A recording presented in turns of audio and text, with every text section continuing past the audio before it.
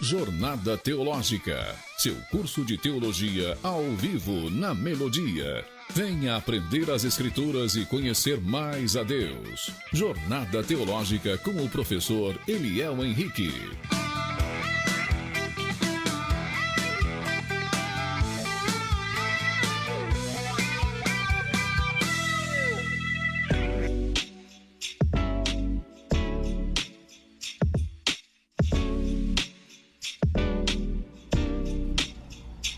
Boa tarde, gente amiga.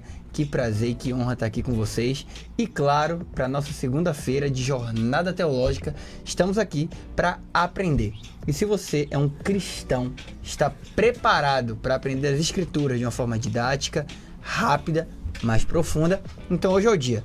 Claro, gente, que eu sempre falo para vocês que sozinho você não constrói nada. Pelo contrário, Cristo nos fez para andar em união, em conjunto.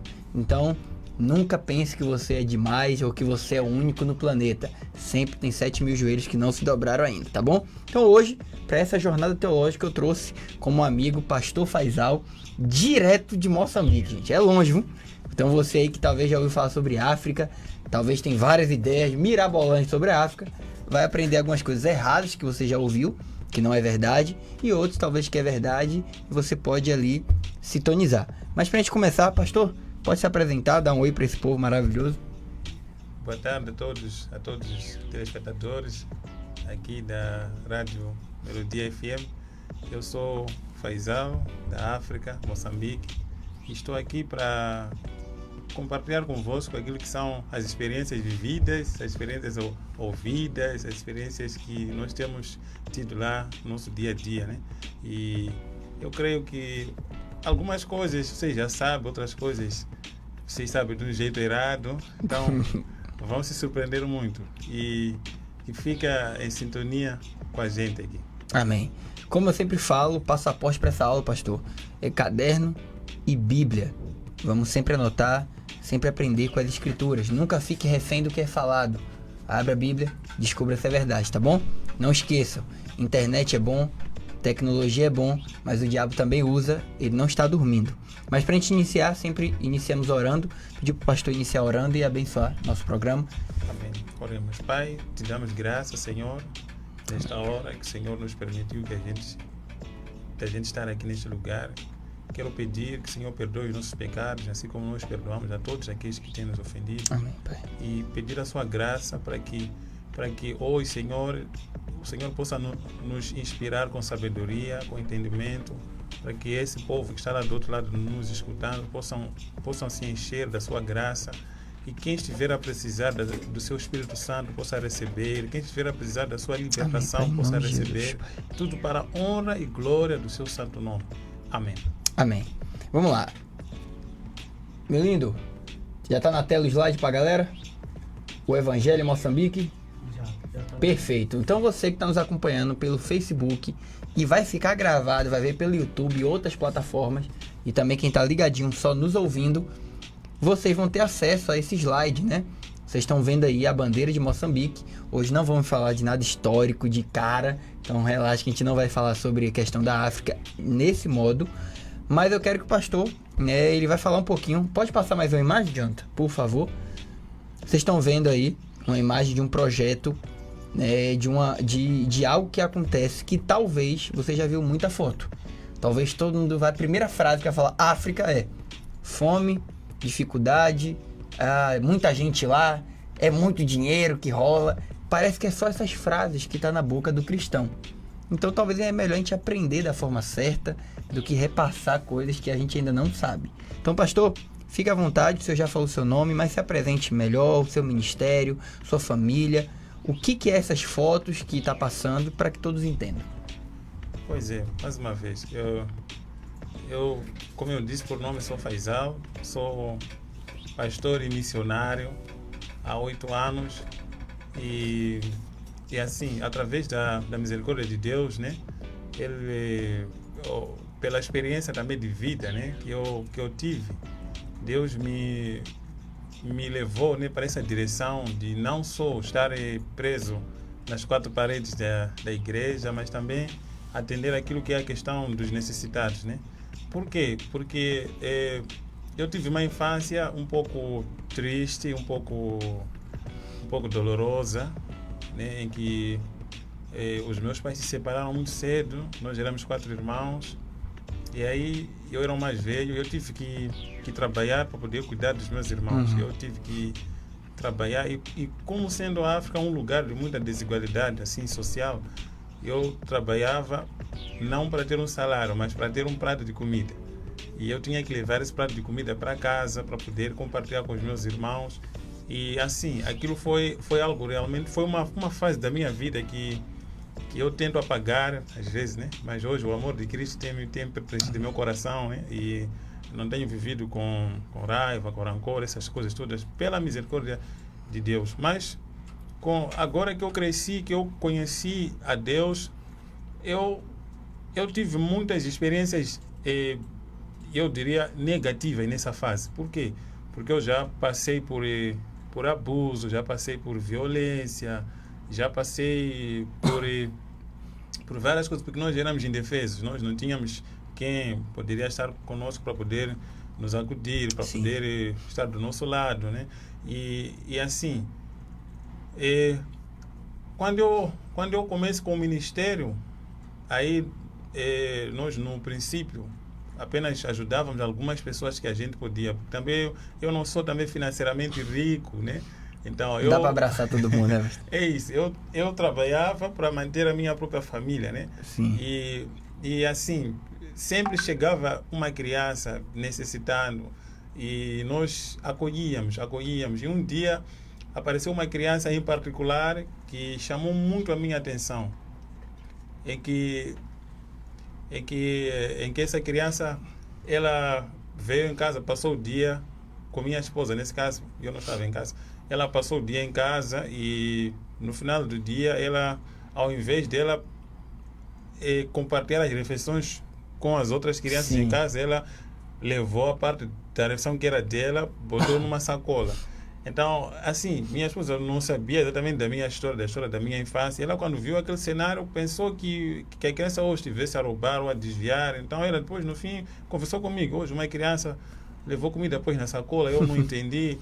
E ela estava com um tom bem bravo, assim. Quando ela falou aquilo, eu recordei da minha infância, porque na minha infância eu fazia a mesma coisa. Eu trabalhava, não para eu saciar, eu trabalhava para a família, né? Isso, levava comida, botava na sacola para os meus irmãos, porque nós todos éramos pequeninos. Eu tinha 11 anos, minha irmã, que vem depois de mim, tinha 9 anos, o outro tinha 8 anos, e o mais novo, o caçula, tinha 3 anos de idade. Então, assim, era uma situação bem terrível, assim, mas que ao mesmo tempo a minha maior motivação era ver eles bem, né? Sim. Porque eu dei o meu máximo para não permitir que eles passassem por aquilo tudo que eu passei, porque eu passei por muita humilhação, muito insulto, por violência, por várias coisas. Eu sempre lutava para que os meus irmãos não passassem por a mesma situação que eu passava. Sim, claro. Então, na verdade, era Deus que estava a moldar o meu caráter. Deus estava a começar mesmo a colocar o meu ministério. Por quê? Porque já quando eu me torno pastor e vem aquela criança na minha casa com a mesma situação, com a mesma história, e quando minha esposa falou aquilo para mim, eu chorei. Eu tive recordação da minha vida. Eu disse para ela assim, não, essa criança faz isso, vai procurar investigar. E ela investigou e viu que ela também era primogênita da família, eram órfãos de pai e mãe, e ela cuidava de 7 irmãos. Então, aí começou a ideia de cuidar das crianças. Nós começamos a cuidar das crianças com os nossos recursos. Nós trabalhávamos para poder compartilhar com os outros. Não era muito, mas pelo menos nós conseguíamos manter uma refeição por dia. Porque assim, na África, as pessoas que vivem na pobreza extrema não tem exatamente o número de refeições normais. Não tem o café da manhã, o almoço, o lanche, não. Só tem uma refeição por dia, que muitas das vezes por escolha, não sei se é escolha inteligente ou não, tem sido a janta. Sim. Né? Então, para pelo menos aguentar ali à noite, dormir, né? Isso. Então, eu mesmo cresci nesse ambiente. Nós sempre jantávamos, sempre tínhamos a janta. E aí, quando nós começamos a ajudar aquela família, eu também não tinha muitos recursos, eu só conseguia ajudar simplesmente com a janta. Mas aí já era diferente de não ter nada. Então, aí a ideia do projeto foi crescendo. E antes de ser o projeto Criança Cidadã, eu conheci um amigo, um pastor brasileiro que viu o trabalho que eu fazia e ele abraçou a causa. Ele disse, já que você está a ajudar essas crianças órfãs, eu vou enviar recursos para ti para poder multiplicar. E assim, quando aquele pastor começou a enviar recursos para nós, né? Incrivelmente, o número das crianças já não eram 7, já eram 25 crianças. Já eram 25 Mas já crianças. eram essas primeiras fotos, pastor? Não. Não, as primeiras fotos não estão aí. Aí já tinha uma quantidade maior. Aqui, essas fotos aqui são fotos atuais. Nós, atualmente, já estamos a trabalhar com 450 crianças, assim, numa média. Né? E nessa época, eu cuidava de 25 crianças em casa. E aí, um tempo se passou, quando houve a Covid-19, passamos por uma crise, foi uma crise global. Sim. E foi nessa época que conheci o pastor André, do Projeto Criança Cidadã, e ele já vinha trabalhando aqui mesmo no Brasil, no Campo Bom, com mais de 100 crianças. E ele disse, eu vou ajudar esse projeto, essa visão. E aí nós começamos já a crescer. E nós fomos cuidando de 100, fomos cuidando de 150, fomos cuidando de 200. E hoje são 400 crianças que a gente cuida. Graças a Deus a gente consegue pelo menos manter 2 refeições por dia, né, para as crianças. Que benção. Mas o nosso objetivo principal é um dia a gente colocar o acesso da escolaridade para todas as crianças. Por quê? Porque uma das maiores dificuldades que essas crianças passam é a distância para a escola. Essas crianças percorrem 10 quilômetros para chegar até a escola. E se nós formos a calcular 10 quilômetros, praticamente ida e volta, coisa, sim. Ida e volta, né? São 20 quilômetros. Tirando o sol, tirando o frio, tirando tudo aquilo que são as condições da África. Porque a África é um lugar onde que é muito quente, né? E também, quando chega o inverno, é muito frio também. Então, minha ideia, o meu plano, o meu projeto que Deus tem colocado no meu coração é de um dia a gente construir uma escola comunitária para essa minha aldeia, em que essas crianças não vão precisar percorrer tanta distância e também não vão precisar sentar em casa. Por quê? Porque no meu país a escola não é de graça. A gente paga matrícula, paga propina, paga tudo. Para fazer teste temos que pagar, para ouvir resultados temos que pagar. A gente paga tudo e muitas dessas crianças, os pais não têm condições financeiras e elas são, eu diria, analfabetas e isso é muito triste. Por quê? Porque assim, o mundo, a economia mundial não está distribuída, mas existem pessoas que têm tanto, que poderiam fazer muita coisa. Sim. Mas há quem não tem nada, que não pode fazer nada. Então, eu até aproveito de lançar aqui o apelo para quem, se calhar, Deus tem tocado no coração dele, que possa abraçar projetos como esse. Não estou a falar desse projeto especificamente, senão eu estaria a ser ou interesseiro, mas abrace projetos como esse. Um projeto de construção, mudança de mentalidade. O mundo hoje conhece a África como um lugar de miséria. Mas eu que sou africano, eu digo, a África não é um lugar de miséria, porque a África é onde que tem os maiores recursos minerais. A África tem ouro, a África tem diamante, tem muita coisa, mas porque as pessoas não têm a ciência da exploração, não têm os recursos da exploração. Por isso eles são explorados com estrangeiros, Sim. São explorados com países que nem vamos mencionar nomes, que vêm lá, extraem e deixam as pessoas cada vez mais pobres, né, na miséria. E um detalhe, pastor, que o senhor estava comentando, só para que as pessoas entendam, esse projeto, gente, vocês já me viram algumas vezes no programa com essa blusa, né, é o projeto Criança Cidadã, e o pastor André, como foi falado, né, manda até um beijo para ele, dia 28 tá indo para a Índia, abrir mais um projeto, um projeto que hoje já está em alguns lugares do Brasil, inclusive aqui em Vitória da Conquista. Temos um ali no Primavera, com a missionária Simone, e ali com o diretor Eric Brizola, ali no Bateias. E eu faço parte também, gente, desse projeto, do aula de jiu-jitsu, aula de música. teologia também para criança, ensinar, né, a Bíblia para elas. E isso tudo só é possível porque pessoas mantêm, porque pessoas abraçou a visão. Então, como a gente está falando, não é vender o peixe, né? Falar, quero que abençoe. Mas é muito mais fácil você abençoar o que você conhece do que o desconhecido. Então, vocês que nos ouvem, vocês que já acompanham, os que nos conhecem, me conhecem, sabe que tudo que estamos fazendo é para o avanço do reino, né? A gente sabe quantos projetos hoje servem para lavar dinheiro, quantos projetos tem roubado. Já falei isso em uma aula de Apocalipse. A gente sabe que a África também ela virou um polo de que muito valor é mandado para lá, mas não chega, né? Virou um recurso, né? Falou, não, manda para a África, mas é um valor que às vezes não chega. Se chegasse, talvez a África não estava do jeito que estava. Então, você pensa em abraçar uma vida, um projeto, você está vendo fotos, essas fotos, passa mais uma, meu amado. Essas fotos não é para criar um apelo de choro, não, tá? Porque amanhã você vai esquecer dessa foto. Amanhã você vai ver sua vida, daqui a pouco vai comer um lanche e vai esquecer, né, pastor? Pois é. Mas não é para criar emoção, é para criar a ideia de que você é um cristão e precisa investir em alguém ou em algo. E por que não fazer isso hoje? Por que não querer investir hoje? Por que não aprender com isso? E, pastor, a gente está passando algumas fotos aqui para os ouvintes. Pode passar mais uma das crianças? E eu estou percebendo aqui, porque alguns me perguntam isso. Tem um aluno nosso me mandou essa pergunta aqui agora sobre alimentação. Qual é o alimento normal que vocês oferecem aí nessas fotos aí? Para eles entenderem a diferença da nossa cultura. É isso. Só para vocês terem uma ideia, o alimento normal que a gente oferece para as crianças é o arroz com feijão ou o arroz com frango. Por quê? Porque esse é o alimento mais precioso, eu poderia dizer assim. Por quê? Porque, por exemplo, eu venho de uma família em que nós só tínhamos o acesso do arroz com feijão apenas nos dias 25, dia de Natal. Por quê? Porque o arroz com feijão é muito caro. Os meus pais não conseguiam comprar e nós só comíamos uma vez no ano. Uma vez no ano. Então, quando a gente serve o arroz com feijão para essas crianças, é uma alegria muito grande, porque algumas delas, né, que não têm essa oportunidade de estarem lá no projeto conosco, só vão ver essa refeição no Natal, que é completamente diferente daqui do Brasil, né? Eu estava lá, né, na vila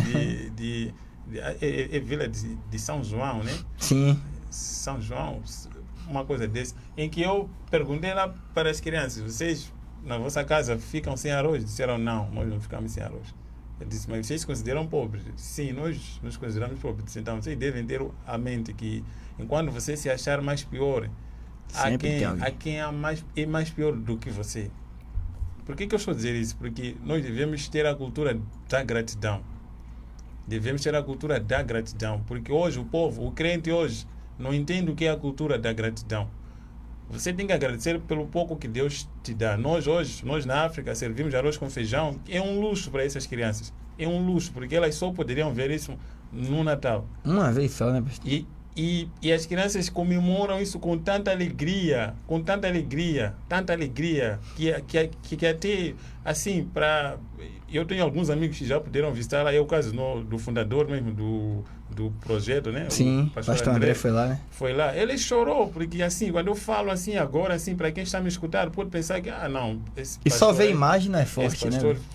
Deve estar inventado. É mais um, né? Gente, essas crianças, só pelo fato de ter o arroz com feijão, comemoram com alegria. E algumas delas levam para casa, porque tem os pais também que vão aproveitar da mesma refeição. E veja só, esse trabalho tem sido tão bom, né? Mas depois nós vamos falar muito melhor acerca disso, pelo impacto que isso tem gerado na vida dessas crianças. Não só o impacto por trazer alegria, por trazer paz para elas, mas também libertação. Sim. Por quê? Porque nós não só distribuímos comida, nós também pregamos a palavra para eles. Nós ensinamos um pouco acerca de Cristo, pregamos acerca do amor de Cristo. E como nós soubemos, a África é um lugar onde é palco de muitos fenômenos paranormais. Estou a falar exatamente do satanismo, muito da forte. bruxaria. Lá é um lugar muito forte. E, sendo um lugar forte, as crianças não ficam de fora. As crianças lá são oferecidas como oferendas para o diabo, são iniciadas, são colocadas no sacerdócio. Então, nós, através desse projeto, também estamos a ser uma rede para poder pescar. E a ideia é essa, exatamente, começar cedo. Né? Porque hoje nós temos 450 crianças. Quero acreditar que pelo menos um número de 20 ou 30 crianças iam ser futuros feiticeiros amanhã, iam ser futuros bruxos amanhã. Mas por causa do evangelho que a gente prega, por causa da libertação que a nova gente... geração. Estamos a trazer uma nova geração de crentes, nova geração de pastores, nova geração de evangelistas que vão ser usados com Deus tremendamente. Então, assim, para mim, eu penso que o melhor investimento que um crente faz é uma vida. Se um crente pode investir num lugar onde que realmente amanhã ele vai ter um galardão, vai olhar para trás e dizer, sim senhor, eu fiz algo útil, é quando você investe na vida de alguém. E hoje as pessoas não se preocupam em investir na vida, as pessoas se preocupam em investir em coisas. As pessoas hoje se preocupam em ter relógio de marca, carro de marca, né? As pessoas não medem esforço para usar o celular mais caro do mundo. Mas se a gente falar sobre vida, sobre transformar a vida de uma pessoa, sobre investir, olha, nós hoje eu falo assim, que nós cuidamos os órfãos lá do projeto, nós damos assistência educacional, ou seja, material escolar, uniforme, damos mochila, tudo aquilo que tem a ver com a escola, matrícula, nós pagamos até a matrícula dessas crianças. E não são poucas, são 50 crianças órfãs que nós temos lá no projeto. E nós damos material escolar, distribuímos canetas, tudo aquilo que tem a ver com a escola. É muito gasto que nós temos. E veja só, será que a gente espera alguma recompensa por parte dessas crianças? Não, mas para nós estamos a fazer bem, estamos a investir no reino. Porque nós sabemos que um dia, quando essa criança for adulto, vai perceber que conhecia um grupo de pessoas que por amor que tinham por Deus, por Jesus Cristo, fizeram o quê? Investiram no meu futuro, investiram no meu sucesso, né? O que eu sempre digo, a África, a maior pobreza que a África tem é a mental. Porque a África, desde a era colonial, foi explorada muito mais na questão educacional. Para vocês terem uma ideia, para meu país, que foi colonizado com Portugal, desculpa se houver algum português que está a escutar, eu não tenho nenhuma raiva de nenhum português, mas é o que aconteceu. Isso é um fato histórico. É um fato. Os portugueses não permitiam que os negros africanos estudassem acima da segunda ou terceira classe do antigo sistema, do sistema colonial, em que essa segunda classe era uma classe em que era apenas para que ele pudesse aprender a ler e a escrever. Só, mais nada. Ciências e tudo mais não podiam aprender, não podiam ter nenhuma noção da ciência. Por quê? Porque quando alguém não tem nenhuma noção das coisas que estão a acontecer no mundo, é um alvo fácil para a gente dominar, é um alvo fácil para a gente colocar debaixo dos nossos joelhos. Então a África foi um lugar em que foi o palco de muita maldade. As pessoas lá exploravam e não educavam, né? Deixavam as pessoas sem educação para eles conseguirem ter domínio sobre elas. E hoje, por exemplo, no caso do meu país, só tem 50 anos de independência. Significa o quê? Que a primeira geração, a geração que foi deixada pelos portugueses, alguns ainda estão vivos. E logo, o que isso quer dizer? A primeira luta que a gente tem que fazer é o quê? É alfabetizar, é educar, colocar a ciência na cabeça dessas pessoas. Porque eles vão entender que o diamante é precioso. Vão entender que o país em si tem uma preciosidade, né? O país tem é muito rico. É muito rico. A África é rico. E eu, por exemplo, venho de uma província em que é rica em ouro. Na minha região, quando chove, assim, algumas crianças que têm noção disso, quando chove, vão para aqueles riachos que escorrem, né? Quando chove, tem... Não sei se aqui no Brasil chamam de riacho, né? Sim, que vai descendo, né? Isso, das montanhas. Que vão descendo, né? Da montanha e tudo mais. Você, quando vai para lá, se você tem experiência, você sai de lá com algumas gramas de ouro. Que é chamado ouro pluvial. Isso é tão comum lá. Então, vamos imaginar se a gente tivesse a ciência da exploração mais sofisticada. Será que essa pobreza realmente ia existir? Apesar de que, por um lado, eu olho que o sistema, né, o sistema político não permite, né, que as pessoas tenham... Deixa avançar, né? Isso, que as pessoas avancem. Assim como os nossos líderes, né, políticos também trabalham como se fossem colonos hoje, trabalham como se fossem exploradores estrangeiros, né? E isso é muito triste. Por isso que a minha missão, eu em particular, é de um dia colocar uma escola. Pastor, pegando esse gancho que o senhor está falando, a gente está na última imagem e falta 1 minutinho para a gente dar o nosso intervalo. Essa última imagem das crianças aí, né? Tem um local que eu percebo que elas estão com fundo azul e branco. Eu creio que seja o local onde o senhor está construindo algo. Sim. E aí um ouvinte nosso aqui também fez uma pergunta referente ao local. Ele perguntou assim, ó. Pergunta se tem uma propaganda PEP nas igrejas. Não sei se o senhor sabe o que é. Se não souber, eu pergunto aqui pra ele. PEP, ele botou PEPE. Não, eu não sei. Talvez se ele puder... Deixa eu falar com a pessoa aqui. Ele poder dizer o que significa essa sigla, né? Mas assim, nós hoje, atualmente, trabalhamos, né, na igreja, né? Como... isso é uma igreja. Nós estamos a construir uma igreja. E, na verdade, essa também é uma outra questão. A gente gostaria de melhorar as condições para podermos colocar cadeiras, como pode ver aí nas imagens, que estão sentadas no chão, né, no bar mesmo. A gente gostaria um dia de colocar um chão melhor, colocar cadeiras melhores.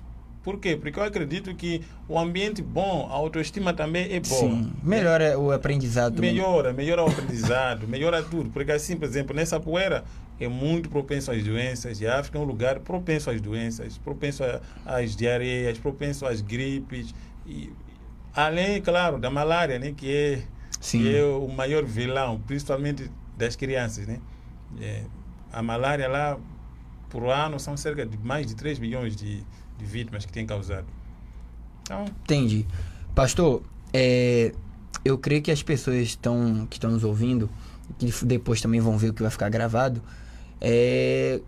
tirou muita dúvida da mente em relação a alguns parâmetros.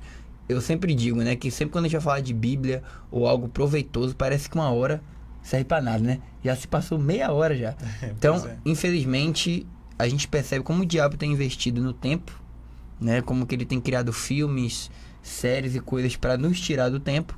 E quando alguém vai estudar, às vezes a gente fica perdido. E a gente vai precisar dar um intervalo, queridos, como vocês sempre sabem, nosso breakzinho. Já vou pedir para você ir lá, ó, aproveita, bebe sua água, bebe um café, chama a família. Esse é o momento, assim como a gente chama para ver filme, TikTok, vem aprender um pouquinho. Não aprender conosco, mas aprender com o que Cristo deixou, que é evangelizar almas, cuidar de vidas. Então, é coisa rápida, vai lá, corre, já voltamos. Beijo.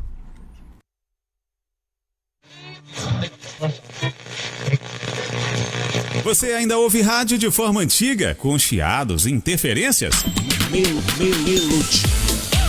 É hora de instalar o aplicativo da Melodia, a rádio com a melhor programação e sem interrupções, onde você estiver. Com o app da Melodia, você ouve sua programação preferida com excelente qualidade, de forma simples e sem travamentos. Para baixar é simples. Vá à sua loja de aplicativos e digite Melodia Conquista. Tenha sempre a Melodia no seu bolso a qualquer hora e em qualquer lugar. Melodia Conquista, a rádio que conquistou gerações.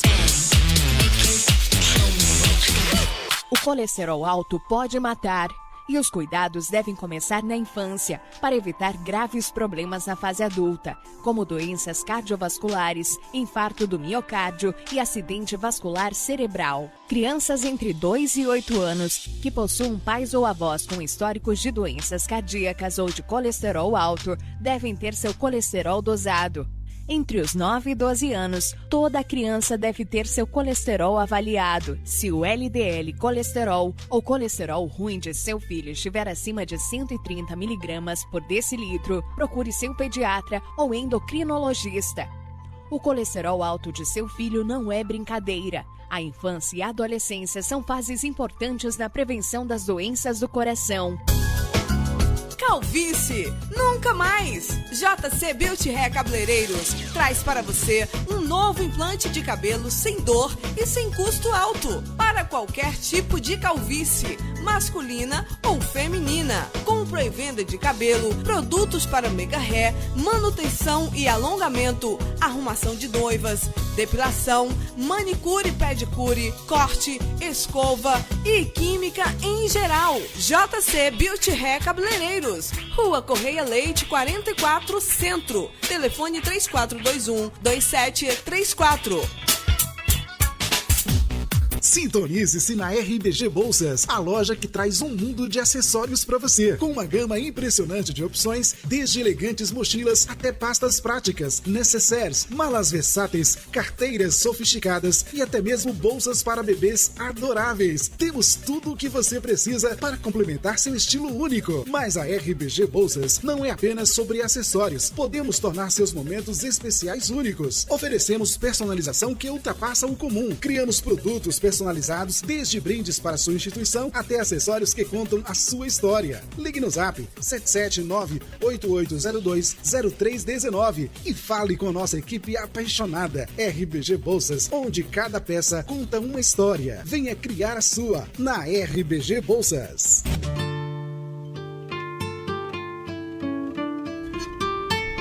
Voltamos, meu querido. Como eu falo, isso aqui é rápido, né? O tempo passa rápido, a gente tem que voltar rápido.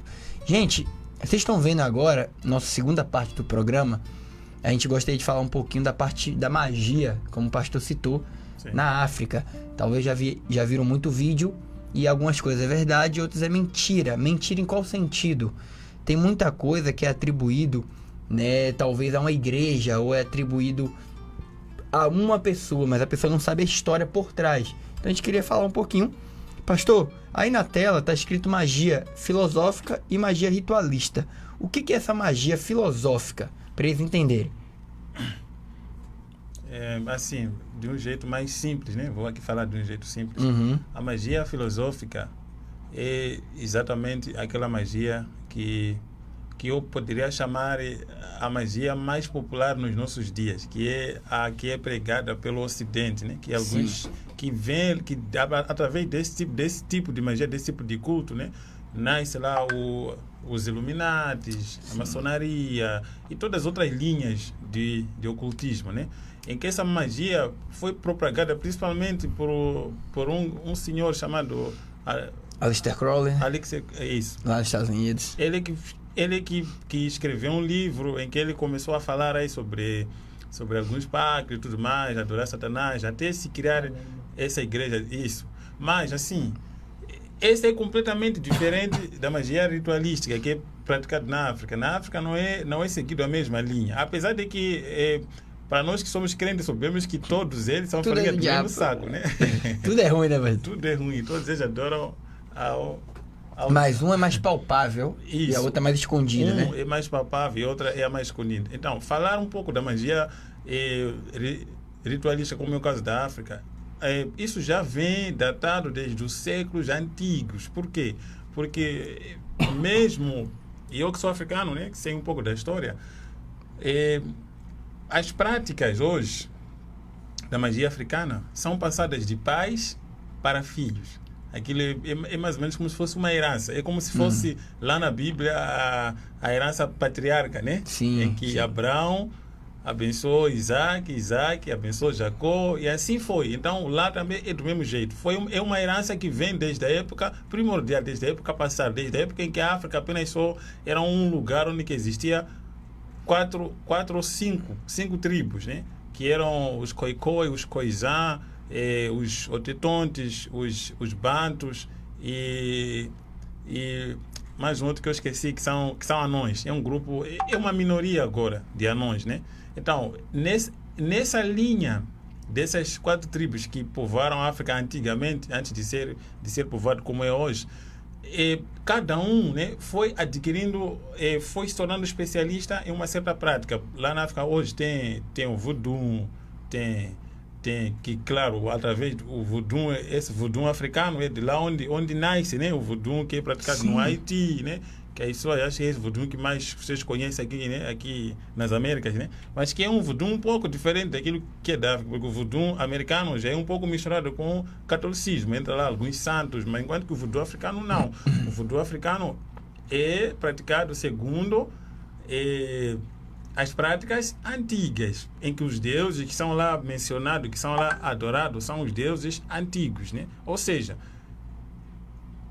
na antiguidade acreditava-se que existia um Deus, o Criador de todas as coisas, e existia semideuses, e existiam antepassados, porque na cultura africana, na adoração africana, no satanismo africano, a linha percorre essa escadaria. Primeiro invoca-se os antepassados, invoca-se os semideuses, que são os orixás, né?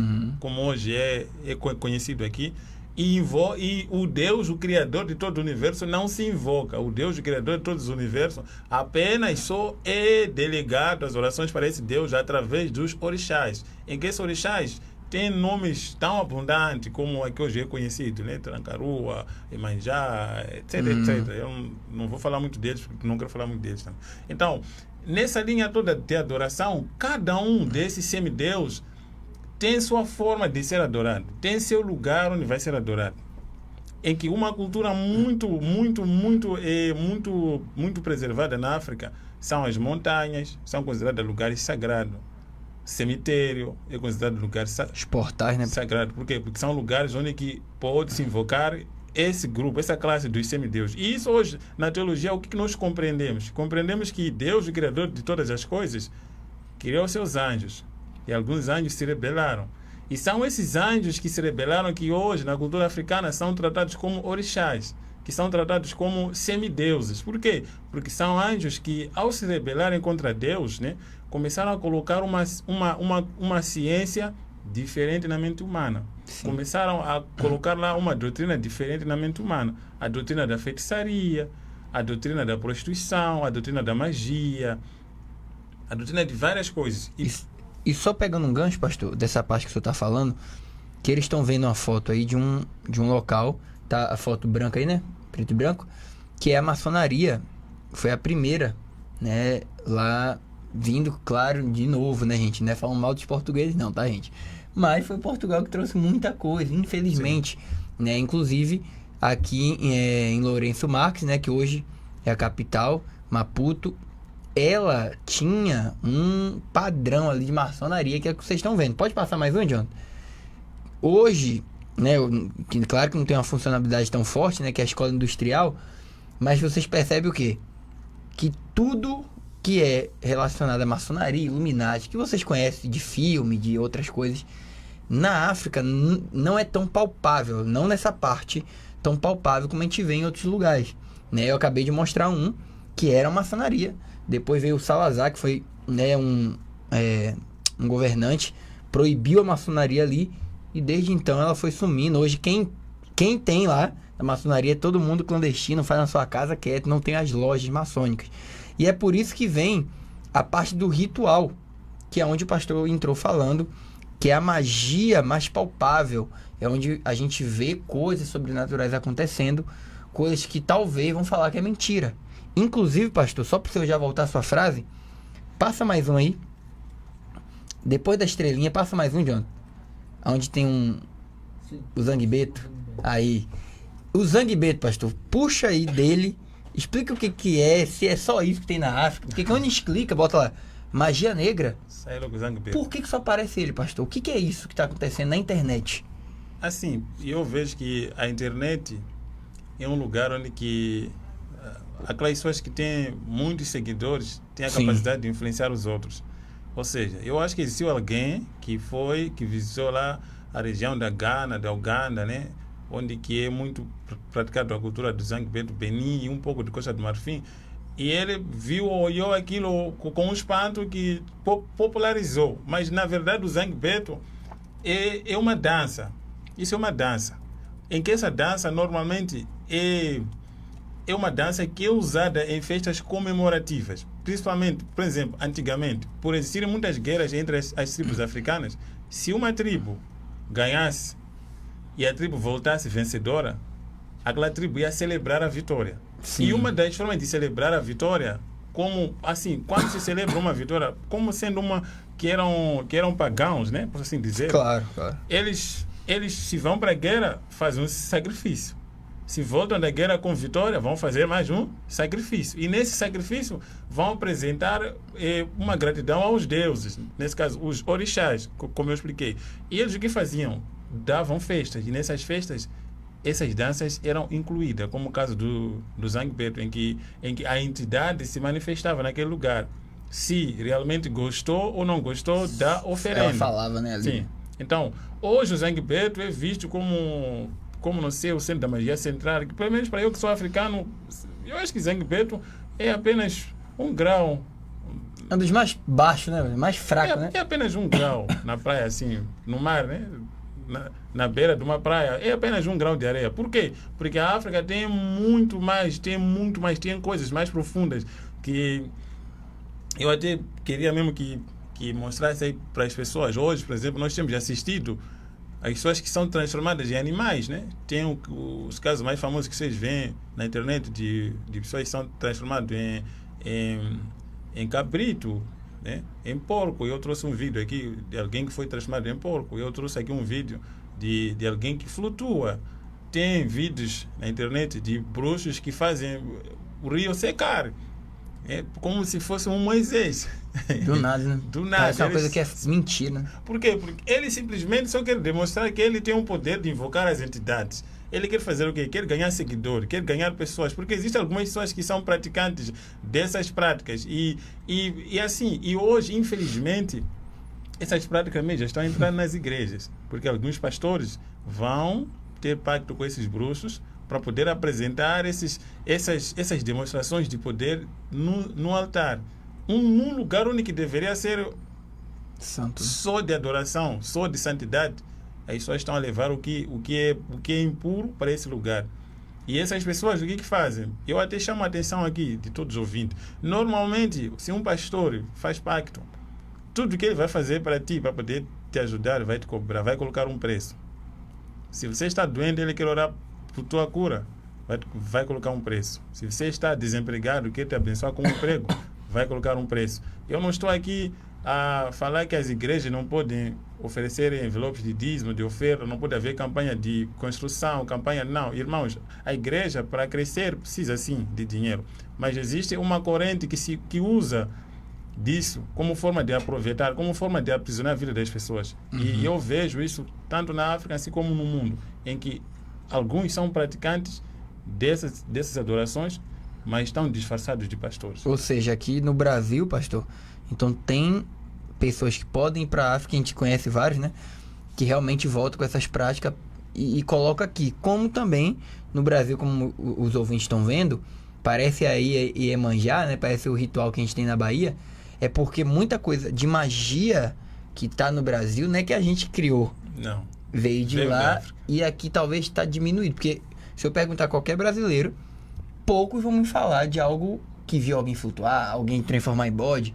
Então parece que não chega com essa intensidade e eles transformam outro tipo de magia aqui dentro. Não, assim, na verdade não é que não chega com essa intensidade. Só que o que aconteceu? Quando essas práticas chegaram ao Brasil, os que trouxeram eram escravos. Sim. Então, sim. O que aconteceu? Muitos, os que conheciam a verdadeira essência dessas práticas de magia, eram oprimidos. Então, o que aconteceu? Muitos desses escravos eram dominados pelos seus senhores, em que esses senhores ou eram católicos, praticavam qualquer outro tipo de religião. Então, o que aconteceu? Essas práticas, quando chegam ao Brasil, chegam misturadas com outras formas de adoração. Muitas delas têm uma mistura com o catolicismo. Sim. Né? Claro, sem querer ofender os católicos, né? Mas teve uma mistura ali, sincretismo, né? Tem uma mistura, isso. Então, o que acontece? E eu, pelo menos, eu tenho essa ciência na minha mente, que o reino das trevas, o mundo das trevas, é tão organizado, ou seja, Satanás tenta imitar a todo custo a forma de adoração a Deus, de tal maneira que, se ele estabeleceu um princípio para invocar um espírito, se aquele princípio não ser cumprido a 100%, o espírito não vai aparecer naquele lugar. Em outras palavras, estou querendo dizer o quê? Se essa forma, claro, eu não estou querendo aqui exaltar o satanismo, não, eu estou aqui para falar acerca de Jesus Cristo, mas também para chamar a atenção, né, para os ouvintes, né, que até acho no final é praticamente isso que eu vou dizer, né? Que acima de todas as coisas, ter Jesus no seu coração. Né? Sim. Independentemente do que o demônio pode fazer, os poderes que o demônio pode demonstrar, para nós que somos crentes, o mais importante é ter Jesus no coração, ter a certeza da salvação, e vamos olhar para Efésios 6, né? A armadura, tem que ter armadura, o crente tem que ter armadura, né? Por quê? Porque, por exemplo, se você vai enfrentar algum sacerdote dessas classes, ou alguém que foi amaldiçoado por um sacerdote com um nível de poder tão grande como esse, e você não é um crente com armadura, você não tem fé, você não tem palavra no seu coração, não anda em santidade, como é que você pensa que vai derrotar aquele feitiço? Vai ser igual em Atos, que os filhos de Cefa vai lá e volta apanha do demônio. Apanham. Vai apanhar. Apanham. E temos assistido isso lá na África. Pastores lá apanham. Pastores apanham e desistem da fé. Apanham e acham que Deus não atende. Não, gente, Deus tem princípios. E esses princípios não foram quebrados. Muitos pensam que, porque nós estamos na graça. Irmão, estar na graça não é igual a estar na desgraça. Estar na graça não é igual a estar na libertinagem. Nós fomos libertos, mas nós estamos na libertinagem. Então, se nós estamos libertos, significa o quê? Nós agora adoramos a Deus sem um peso, sem precisar de você sacrificar uma ovelha, um animal, porque o sacrifício já foi feito. Mas não significa que nós não podemos respeitar e seguir com os princípios bíblicos. Nós temos que continuar a ter os princípios bíblicos, temos que ter santidade, temos que ter a palavra do Senhor no nosso coração, temos que ter a fé. Essa é que deve ser a base é que deve ser a base estrutural na vida de um crente. E eu lamento, infelizmente, alguns missionários brasileiros que vão viajar para a África ou vão para a África. E eu sinto que precisa de um preparo, porque aqui tem uma teologia. Sim, pastor. Fala tem não. uma teologia aqui que se ensina que é completamente contraditória à realidade africana. E por isso que os irmãos não assustem se o missionário foi e volta depois de alguns meses. Volta depois de alguns meses doente, fraco. Por quê? Porque essa teologia que se ensina aqui foge muito da nossa realidade. A teologia que se ensina aqui é muito mais relacionada com a Umbanda, com o Candomblé. Isso quando ensina, né, pastor? Porque normalmente, eu falo isso com propriedade, porque eu e minha esposa, a gente passou 5 anos em um seminário missionário. Claro que lá, graças a Deus, ensinou bem, mas outras igrejas, as pessoas falavam, não, o importante é, a África é tenso, passa fome, é um lugar difícil, vamos lá para ajudar, o negócio é ajudar eles. Mas eles não entendem o porquê que não está tendo resultado. É porque o espiritual não foi forjado. É isso. E assim, sei que já estamos na reta final. Para mim, assim, eu que faço o trabalho de cuidar das crianças, né? Uhum. O trabalho de cuidar das crianças, eu tenho tido tanto ataque espiritual só pelo fato de cuidar das crianças, pelo fato de alimentar as crianças.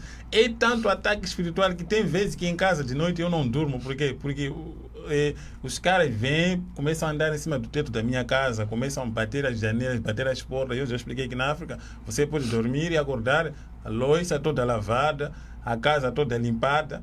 Por quê? Porque os bruxos estão mandando um recado para ti, para você viver com medo, você abandonar a fé. Então, se você não se preparar espiritualmente, mesmo essa ajuda que você pretende ir fazer lá, vai te matar. Precisa ser uma ajuda consciente, né? Sim. Por quê? Porque você não está preparado espiritualmente. Tem que estar preparado espiritualmente. Porque não importa que tipo de trabalho que a gente vai fazer, se a gente vai enfrentar o diabo, temos que usar a armadura. E pastor, para também não ficar nossas palavras, porque infelizmente o tempo está acabando, você que gosta, e gostaria também, né? Tem gente que gosta de ajudar projeto, tem outros que pensam, como é que eu vou ajudar? Eu gostaria que o senhor falasse que o seu Pix, o Pix que é levado direto, né, para essa organização, para que quem tiver interesse, que esteja vendo ou ouvindo a gente, possa repassar, possa ajudar. E, queridos, de novo, é uma mania que o brasileiro tem. Eu falo porque eu sou brasileiro. A gente aprendeu isso desde pequeno. Para de achar que para ajudar você tem que ser milionário. Para com essa maluquice. Não. Só vou ajudar o pastor no dia que eu ganhar 20 salários mínimos. Mas entenda, foi acabado de falar em um programa de 1 hora que um arroz que a gente compra a R$7 aqui, lá não é normal, não tem. Então, ou seja, para você R$7 é a maior besteira. Para a África, R$7 é uma grande coisa. Então, talvez você fale, pô, missionário, eu sou jovem. Ô, professor, eu só tenho R$7. Não, você não tem só R$7. Você tem algo que Deus acabou de colocar no seu coração. Você sabe que pode dar, mas está menosprezando uma pequena oferta sua. Então, por favor, não tenha esse vitimismo, não tenha esse coração mesquinho. Não estou te pedindo dinheiro. Tô te pedindo investimento, é uma diferença. Hoje, como jovem, vocês sabem, em tudo no nosso programa, pastor, eu falo que eu quero ser o profeta dessa geração. Aprenda, você jovem, nós somos a força. A Bíblia diz, jovem, sois a força. Ou seja, não é que a gente é o mais forte, mas a gente tem garra para ir, a gente tem coragem. Então você que tem coragem de dar R$1, dê. Se você juntar 1.000 pessoas, é R$1.000. Então, pastor, faz o seu Pix aí, que vão anotar aí. Anota aí, gente, agora é a hora de anotar. Quem quiser ajudar o projeto, é só anotar o Pix. O Pix é 71848713. Ó, pode falar mais uma vez, pastor. 71, sim. Deixa eu Vai, ver aqui. Você anotou aí também, gata? O Pix é novo aqui. Pode falar? 7184 Sim. 87 13 71 84 87 13 16 9. 16,9. Acho que é Certinho, gente, ó. É isso aí mesmo, pastor. isso. Vai estar escrito como lá, quando acharem? Vai estar, vem o nome de Faisal Francisco Citola. Pronto. Então, ó, você aí, quem quer aprender mais, entender mais, já falamos, existe um mundo muito mais profundo, que é a Bíblia. Então, você que tem interesse, como eu falei, na próxima aula, eu vou continuar Apocalipse e vou trazer os vídeos, pastor. Vou deixar aí para eles verem depois, na próxima aula. Vou enviar para vocês verem, tá bom? Talvez nem todos, mas boa parte, para vocês entender que enquanto a gente dorme, o diabo não está dormindo, está fazendo trabalho dele em outros lugares. Mas para a gente finalizar, quero agradecer mais uma vez a vida do pastor, que o pastor deixe uma frase, alguma coisa para os ouvintes aí. Amém. Eu quero deixar uma frase. Quando disse acerca das pessoas que só dão quando tiverem grandes quantidades, quero que você olhe para um exemplo da viúva, né? Lá, quando Jesus estava sentado, né, no lugar onde se depositava a oferta, a Bíblia diz que a viúva foi a que ofertou a oferta mais pequena do que todos. Então, o que nós aprendemos com isso? O valor de uma oferta não está na quantidade, mas está no significado que ela tem para você que está a ofertar. Se você acha que R$10 é importante para ti, então é importante para nós. Se você acha que R$15 é importante para ti, pode ter certeza que é importante para nós. O valor de uma oferta não está na quantidade. Então, que Deus abençoe você, abençoe sua família e todos. Um shalom. Amém. E vocês, queridos, como eu sempre digo, uma frase que eu gosto de um autor chamado A.W. Tozer. Ele diz que nosso coração precisa sempre estar contrito a Deus, precisa estar alinhado a Deus. E que você faça missão, você faça as coisas por amor, para que o diabo não venha te comprar com favores. Tá? Então, a frase de A.W. Tozer: faça a missão por amor, para que o diabo não te ofereça favores. Amém. Então, que Deus abençoe sua tarde. Um grande beijo e até a próxima.